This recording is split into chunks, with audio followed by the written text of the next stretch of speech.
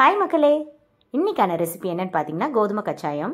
Cook with Comali season 5ஓட recipe. Madhampatty Rangaraj sir வந்து அவருடைய சைல்ட்ஹுட் மெமரியாக இந்த ஒரு ரெசிபியை ஷேர் பண்ணியிருந்தார். வாங்க எப்படின்னு பார்த்துடலாம். ஒரு 400 கிராம் அளவுக்கு வெல்லம் எடுத்து ஒரு 1.5 கிளாஸ் அளவு தண்ணி ஊற்றி அடுப்பில் வச்சுடுங்க. ஸோ அது கொதி வரட்டும். இந்த வெள்ளெல்லாம் கரைஞ்சதுக்கப்புறம் 10 நிமிஷம் நல்லா சலசலன்னு கொதிஞ்சு வரணுங்க. அதுதான் இதனுடைய அளவு. ஸோ வெள்ளைப்பால் எக்ஸ்ட்ரா இருந்தாலும் பரவாயில்ல, மிச்சமாக இருந்தால் நம்ம வேறு பர்பஸ்க்கு யூஸ் பண்ணிக்கலாம். ஸோ அதனால் கம்மியாக சேர்த்துட்டிங்கன்னா இனிப்பு பத்தாமல் போயிடும். ஸோ அதை நீங்கள் கரெக்டாக பேலன்ஸ் பண்ணிக்கோங்க.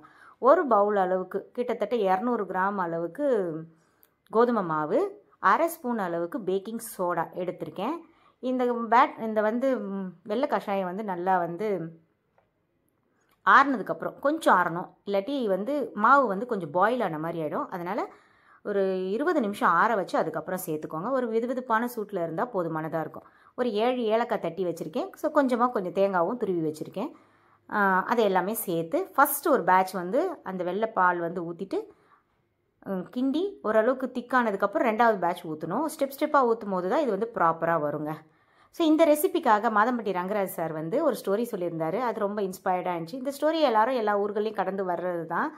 அவங்க அம்மா சின்ன வயசில் ரேஷன் கடையில் பாமாயில் போட்ட உடனே இந்த வரி செஞ்சு கொடுப்பாங்களாம். இது எண்ணெயில் போட்டு பொரிக்கிறதுனால. அப்போது ரேஷன் கடையில் போடுற பாமாயில் வச்சு செஞ்சு கொடுப்பாங்க. நாங்கள் ஸ்கூல் விட்டு விரும்பி சாப்பிடுவோன்னு சொல்லி ரொம்ப ரசித்து சொல்லியிருந்தாங்க அந்த சார். ஸோ அது ரொம்ப இந்த மாதிரி நிறைய மெமரிஸ் நிறைய பேருக்கு இருக்கும் இல்லையா, ரொம்ப ஹார்ட் டச்சிங்காக இருந்துச்சு. ஸோ அதான் நானும் வீட்டில் ட்ரை பண்ணியாச்சுங்க. ஸோ நீங்களும் ட்ரை பண்ணி பாருங்கள். டெஃபினட்டாக உங்கள் பிள்ளைங்களுக்கும் கொடுங்க, நல்லாயிருக்கும். ஒரு ஹெல்த்தியான ரெசிபி தான், விரும்பி சாப்பிடுவாங்க. ஸோ செகண்ட் பேட்ச் ஆஃப் வெள்ளைப்பாலையும் ஊற்றி நல்லா clockwise and anticlockwise இந்த மாதிரி பொறுமையாக ரொட்டேட் பண்ணி எடுங்க. ஸ்பூன்லேயே கலக்கிடலாம், கை வச்சு தேவையே இல்லை. இன்னும் நல்லாவே உங்களுக்கு ஒரு ப்ராப்பர் மிக்ஸ் கிடச்சிரும். பெருசாக லம்ஸ் எதுவும் சேராதுங்க. அதுக்கப்புறம் கொஞ்சம் தண்ணி தேவைப்பட்டுச்சுன்னு ஊற்றிட்டேன். இந்த இடத்துல தான் ஒரு சின்ன மிஸ்டேக் ஆகிடுச்சு. கொஞ்சம் லைட்டாக பேட்டர் லூஸ் ஆகிடுச்சு எனக்கு.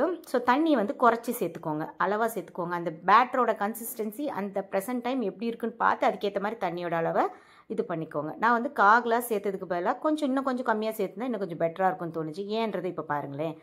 அதுக்கப்புறம் எண்ணெயை மீடியம் ஃப்ளேம்லேயே சூடு பண்ணுங்கள். அப்போ தான் கோதுமை மாவு நல்லா ப்ராப்பராக வேகும், இல்லாட்டி உள்ளே வேகாமல் போயிடக்கூடாது. ஸோ இப்போ புரியுதுங்களா? இதில் நான் ஊற்றும் போது இது ஃப்ளாட்டன் ஆக ஆரம்பிச்சிடுச்சு. அப்போ தான் எனக்கு ரியலைஸ் ஆச்சு. ஸோ இன்னும் கொஞ்சம் தண்ணி கம்மியாக சேர்த்துருந்தா குண்டாக வந்திருக்கும். பணியாரம் நம்ம ஃப்ளாட்டனாக ஊற்றலாம். இன்னும் கொஞ்சம் ஜஸ்ட் ஒரு 0.5 அளவுக்கு தண்ணி கம்மி பண்ணியிருந்தேன்னா பெட்டராக இருக்கும்னு எனக்கு ஃபீல் ஆச்சு பர்சனலாக. பட் டேஸ்ட்டு பக்காவாக இருந்துச்சுங்க. லுக் அதிரசம் மாதிரி இருந்ததுனால எனக்கு இந்த ஃபீலிங் வந்ததுக்கான ரீசன் அதுதான். அதுக்கப்புறமா நான் ஸ்பூனில் ஊற்றி குட்டி குட்டியாகவும் அதை பிள்ளைங்களுக்கு ஏற்ற மாதிரி சைஸ் பண்ணி கொடுத்துட்டேன். ஸோ உங்கள் வீட்டில் நீங்களும் ட்ரை பண்ணி பார்த்துட்டு எப்படின்னுச்சின்னு கமெண்ட்ஸில் சொல்லுங்கள். எந்த டவுட்டாக இருந்தாலும் கேளுங்க, நான் உங்களுக்கு ரிப்ளை பண்ணுறேன். இந்த சேனல் பிடிச்சிருந்தா சப்ஸ்கிரைப் பண்ணி சப்போர்ட் பண்ணுங்கள். உங்கள் ஃப்ரெண்ட்ஸுக்கும் ஷேர் பண்ணுங்கள். வீடியோ பிடிச்சிருந்தா ஒரு லைக் கொடுங்க. ஸோ சொன்ன பார்த்தீங்களா, கிட்டத்தட்ட அதிரசம் மாதிரியே இருக்குல்ல இது லுக்கு. அதனால தான். அதுக்கப்புறம் என்ன பண்ணேன், ஒரு குட்டி ஸ்பூன் எடுத்து அந்த ஸ்பூனில் இந்த மாதிரி குட்டி குட்டி சைஸாக பண்ணிட்டேன். ஸோ இவ்வளோ நேரம் பொறுமையாக பார்த்தமைக்கு